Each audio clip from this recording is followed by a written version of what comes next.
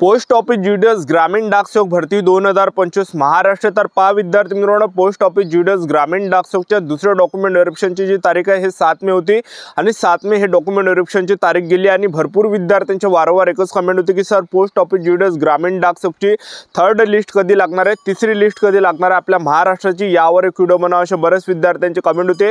आणि त्याचबरोबर महाराष्ट्रातील या सर्व डिव्हिजनचा कॅटेगरी वाइज कटअप किती जाऊ शकते, कारण की जे मला कमेंट या ठिकाणी आले तर त्याच्यावरून मी तुम्हाला या ठिकाणी कटअप सांगणार आहे की महाराष्ट्राचा थर्ड लिस्टचा कटअप किती जाणार आहे। SC ST OBC EWS open PWD या कॅटेगरीचा Ahilyanagar division Akola Amravati Chhatrapati Sambhaji Maharaj Nagar Baramati Beed Bhusawal Buldhana Chandrapur Dhule Jalgaon Goa Karad Kolhapur Malegaon Mumbai city north west Nagpur city Nagpur mofussil Nanded Nashik Navi Mumbai Osmanabad Palghar Pandharpur Parbhani Pune city west Pune mofussil Raigad Ratnagiri Miraj Bhusawal Sangli Satara Shrirampur Sindhudurg Solapur Thane Wardha Yavatmal या सर्व डिव्हिजनचा कॅटेगरी वाइज कटअप किती जाणार आहे, सेफ झोन काय असणार आहे याबद्दल तुम्हाला माहिती सांगणार आहे आणि तिसरी लिस्ट कोणत्या तारखेपर्यंत येणार आहे याबद्दल सुद्धा आपण बोलणार आहे। आजचा व्हिडिओ खूप महत्त्वाचा होणार आहे, व्हिडिओ शेवटपर्यंत बघा आणि व्हिडिओला आताच लाईक करा।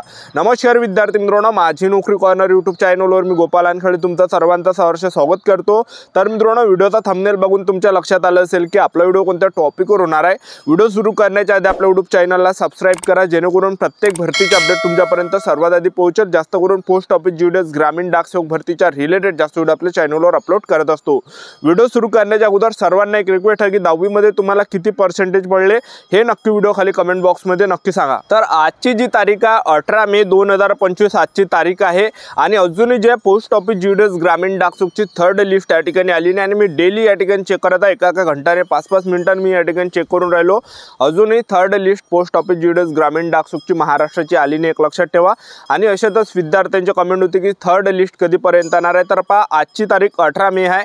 तर आज जे विद्यार्थी मित्रांनो चान्सेस बनते की आज पोस्ट ऑफिस जीडीएस ग्रामीण डाकसेवकची लिस्ट येणार आहे, जवळपास 5 वाजताच्या नंतर हे लिस्ट तुम्हाला पाहायला भेटू शकते। तर आज पुरी जे विद्यार्थी मित्रांनो संभावना आहे की आज 18 मे ला पोस्ट ऑफिस जीडीएस ग्रामीण डाकसेवकची थर्ड लिस्ट लागणार आहे म्हणून, ठीक आहे। कारण की जे याच्या अगोदर जी लिस्ट लागली होती ते जवळपास 28 दिवसांनी लागली होती आणि आता सुद्धा 28 दिवस या ठिकाणी होत येऊन राहिले, एक लक्षात ठेवा, ठीक आहे। तर नक्कीच जे विद्यार्थी मित्रांनो आज या ठिकाणी संभावना आहे 18 मे ला 5 वाजताच्या नंतर हे पोस्ट ऑफिस जीडीएस ग्रामीण डाकसेवकची तिसरी लिस्ट तुम्हाला या ठिकाणी पाहायला भेटणार आहे। जर समजा आज 18 मे ला जर समजा ही लिस्ट लागली नाही तर मग समजून जा 19 ते 20 मे ला नक्की या ठिकाणी पोस्ट ऑफिस जीडीएस ग्रामीण डाकसेवकच्या तिसऱ्या मेरिट लिस्टचा रिझल्ट नक्की या ठिकाणी लागणार आहे, ठीक आहे। तर ह्या 2-3 दिवसामध्येच आपल्याला हे थर्ड लिस्ट या ठिकाणी पाहायला भेटणार आहे। तर टेन्शन वगैरे घेऊ नका, कारण की काही विद्यार्थ्यांना वाटून आलं की सर आता थर्ड लिस्ट लागत नाही, असे सुद्धा विद्यार्थ्यांचे कमेंट होते, पण लागते। तिसरी सुद्धा लिस्ट येणार आहे, चौथी सुद्धा लिस्ट येणार आहे, आणखीन सुद्धा लिस्ट या ठिकाणी येणार आहे। तर आपल्याला फक्त संयम या ठिकाणी ठेवायचा आहे, वेळोवेळी मी तुम्हाला माहिती देत या ठिकाणी राहणार आहे, ठीक आहे। तर आता पोस्ट ऑफिस जीडीएस ग्रामीण डाकसेवकचा ज्या पण विद्यार्थ्यांचा 1-1 2-2 मार्काने मागच्या दुसऱ्या लिस्टमध्ये सिलेक्शन झालं नसेल तर त्या विद्यार्थ्यांना घाबरायचं नाही, कारण की त्या मुलांचं सिलेक्शन ह्या थर्ड लिस्टमध्ये होणार आहे, ठीक आहे। कारण की मागच्या भरतीमध्ये जर आपण दुसरी जी लिस्ट लागली तर त्यामध्ये ज्या विद्यार्थी मित्रांनो फर्जी मुलं त्या ठिकाणी त्यांचं नाव आलं होतं आणि त्या मुलांना बाहेर त्या ठिकाणी डॉक्युमेंट व्हेरिफिकेशनमध्ये करण्यात आला, तर नक्की तुम्हाला या ठिकाणी संधी भेटणार आहे, ठीक आहे। त्याचबरोबर 60%, 70%, 80%, 90% वाल्यांचं सुद्धा या ठिकाणी काही ना काही थोडेफार संभावना या ठिकाणी आहे की त्यांचं सुद्धा निवड यादीमध्ये कोणत्या ना कोणत्या डिव्हिजनमध्ये नाव येऊ शकते। तर मी तुम्हाला कटअप या ठिकाणी अंदाजे किती जाणार आहे तर याबद्दल मी तुम्हाला सांगून देतो। अहिल्यानगर डिव्हिजन आहे, Akola division, Amravati division, Chhatrapati Sambhaji Maharaj Nagar division, Baramati division, Beed division, Bhusawal division, Buldhana division, Dhule division. तर हे काही डिव्हिजन आहे तर ह्या चांगल्या सिटी आहे। हे जे मी तुम्हाला डिव्हिजन सांगितले तर ह्या डिव्हिजनचा आता कटअप किती जाणार आहे तर ह्या चांगले डिव्हिजन आहे। तर चांगल्या डिव्हिजनमध्ये ज्यांना जास्त पर्सेंटेज असते तर ते मुलं ह्या डिव्हिजनमध्ये फॉर्म भरते जे चांगले सिटी आहे। तर या ठिकाणी कटअप किती जाणार आहे ह्या डिव्हिजनचा, तर पहा तुम्ही एससी कॅटेगरीचे असाल, त्याचबरोबर तुम्ही ओबीसी कॅटेगरीचे असाल, ओपन कॅटेगरीचे असाल, नक्की 93 पर्यंत कटअप या ठिकाणी जाणार आहे, ठीक आहे। आणि त्याचबरोबर तुम्ही एसटी कॅटेगरीचे असाल, ईडब्ल्यूएस कॅटेगरीचे असाल तरी सुद्धा तुम्हाला 92 ते 93 च्या आसपास या ठिकाणी कटअप पाहायला भेटणार आहे, ठीक आहे। आणि पीडब्ल्यूडी कॅटेगरीचे असाल तर 90 पर्यंत कटअप आपल्याला यामध्ये पाहायला भेटू शकतो, ठीक आहे, या डिव्हिजन पैकी। आणि एवढा कटअप या ठिकाणी जाणार आहे। त्यानंतरचं जर जे डिव्हिजन आहे तर ते आहे जळगाव डिव्हिजन आहे, कराड डिव्हिजन आहे, कोल्हापूर डिव्हिजन आहे, मालेगाव डिव्हिजन आहे, Mumbai city north west, Nagpur city, Nagpur mofussil, Nanded, Nashik.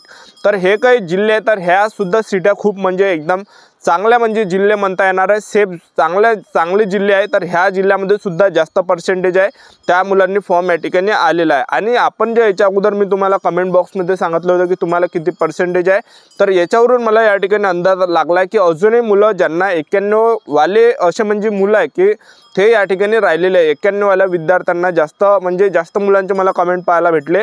तर नक्की या ठिकाणी ज्यांना सुद्धा 91 आहे तर त्यांचे काही ना काही त्या ठिकाणी चान्सेस बनते। तर ह्या डिव्हिजनचा जो कट ऑफ जाणार आहे तर पहा, Jalgaon division, Karad, Kolhapur, Malegaon, Mumbai city, north west, Nagpur city, Nagpur, महसूल, नांदेड, नाशिक, तर ह्या डिव्हिजनचा जो कट ऑफ जाणार आहे SC, OBC, ओपन ह्या कॅटेगरीचा जो जाणार आहे हा जवळपास 93 पर्यंत तुम्हाला पाहायला भेटणार आहे, 92 ते 93च्या आसपास, ठीक आहे। आणि त्याचबरोबर तुम्ही ST आणि EWS कॅटेगरीचे असाल तर 92 पर्यंत कट ऑफ तुम्हाला पाहायला भेटणार आहे।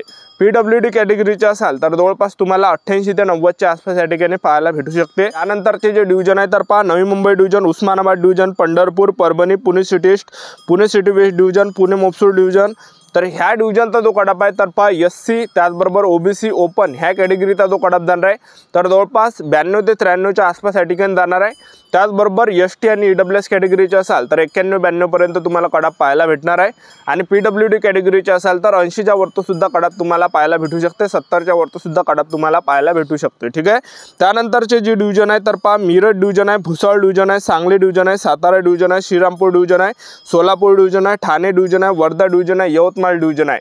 आता ह्या डिव्हिजनचा कट ऑफ किती जाणार आहे तर पहा, तुम्ही SC, OBC ओपन कॅटेगरीचे असाल तर जवळपास 92 पर्यंत तुम्हाला कट ऑफ पाहायला भेटणार आहे, 92 पर्यंत, ठीक आहे। आणि त्याचबरोबर तुम्ही ST असाल, EWS कॅटेगरीचे असाल तर 90-91 पर्यंत कट ऑफ तुम्हाला ह्या डिव्हिजनचा पाहायला भेटणार आहे। त्याचबरोबर तुम्ही PWD कॅटेगरीचे असाल तर 70च्या वरती सुद्धा 80च्या वरती सुद्धा तुम्हाला कट ऑफ या ठिकाणी पाहायला भेटू शकते। एवढा जे या ठिकाणी सेफ झोन असणार आहे। त्यानंतरचे जे डिव्हिजन आहे तर सर्वात कमी जो कट ऑफ जाणार आहे तर ह्या डिव्हिजनचा जाणार आहे तर पहा, चंद्रपूर डिव्हिजन, गोवा डिव्हिजन, त्याचबरोबर Palghar division, Raigad division, Ratnagiri division, Sindhudurg division, तर हे जे डिव्हिजन आहे तर ह्या डिव्हिजनचा जो कट ऑफ आहे हा सर्वात कमी जाणार आहे। तर एकदा मी तुम्हाला आणखीन वाचून देतो, Chandrapur division, Goa division, Raigad division, Ratnagiri division, Sindhudurg division, Palghar division, तर हे जे डिव्हिजन आहे ह्या डिव्हिजनचा जो कट ऑफ आहे हा खूप कमी जाणार आहे। तर पहा, SC category, OBC category open कॅटेगरीचे असाल तर 90 ते 91च्या आसपास ह्या ठिकाणी ह्या डिव्हिजनचा कट ऑफ जाणार आहे। 90, 89, 90, 91 पर्यंत कट ऑफ तुम्हाला पाहायला भेटणार आहे। एवढे जर असेल तर लिस्टमध्ये तुम्हाला नाव तुमचं या ठिकाणी येणार आहे, लक्षात ठेवा, नाही तर पाहून घेता तुम्ही 90-91 पर्यंत जाणार आहे, ठीक आहे। आणि त्याचबरोबर तुम्ही ST कॅटेगरीचे असाल, EWS कॅटेगरीचे असाल तर जवळपास 87 ते 80 पर्यंत या ठिकाणी कट ऑफ जाणार आहे ST आणि EWS कॅटेगरीचा, ठीक आहे, जवळपास 87-88 पर्यंत। त्याचबरोबर तुम्ही PWD कॅटेगरीचे असाल तर 70च्या वरती सुद्धा तुम्हाला या ठिकाणी पाहायला भेटणार आहे, लक्षात ठेवा, ठीक आहे। तर काय असे डिव्हिजन आहे ज्या आपण विद्यार्थ्यांना आता 60%, 70%, 80%, 90% ह्या गटातील जर तुम्ही असाल तर काय डिव्हिजनमध्ये चान्सेस आहे की म्हणजे असे एकांत डिव्हिजन असणार आहे की ज्या ठिकाणी चान्सेस असणार आहे की ह्या गटातील विद्यार्थ्यांचं लिस्टमध्ये नाव येणार आहे ज्यांना 60%, 70%, 80%, 90% एवढे असेल, ठीक आहे। कारण की याच्या अगोदर असं झालेलं आहे, कारण की कसं आहे कधी कधी जे 50-60 पर्यंत सुद्धा कट ऑफ याच्या अगोदर गेलेला आहे। तर त्याच्यावर मी तुम्हाला तो अनुभव या ठिकाणी सांगत आहे। तर आपल्याला या ठिकाणी संयम ठेवायचा, आणखीन सुद्धा यामध्ये लिस्ट येणार आहे, चॅनल सबस्क्राईब करून ठेवा, वेळोवेळी अपडेट देत राहणार आहे। आजच्या व्हिडिओ इथंच थांबतो, भेटा नेक्स्ट व्हिडिओमध्ये। जय हिंद, जय